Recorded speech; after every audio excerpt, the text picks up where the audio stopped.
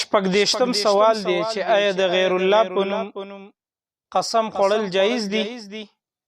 جواب: د غیر الله په نوم قسم خوړل جایز نه دي.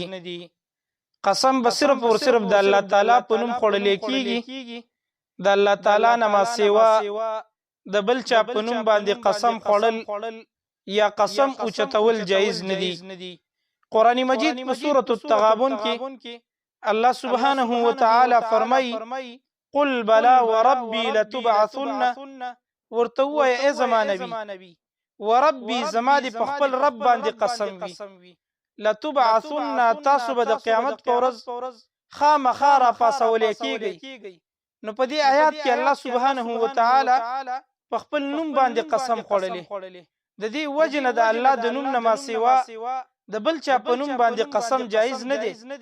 حدیث کې راځي، امام احمد ابن حنبل رحمه الله په مسند احمد کې دا حدیث نقل کړي.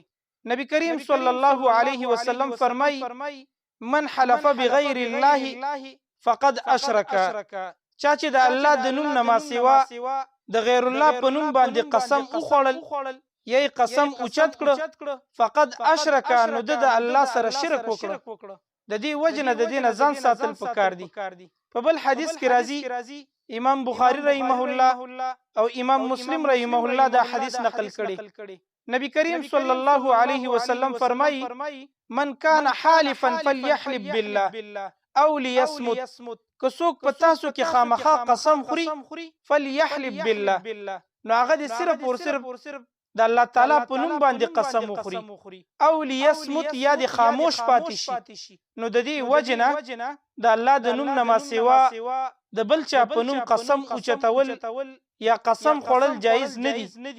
زمونږ په دې معاشره کې ډیر مسلمانان د ناپوهۍ د وجې هغه داسې قسمونه خوري چې زما د مور په سر قسم وي، زما د پلار په سر قسم وي، زما د ستا په سر قسم وي.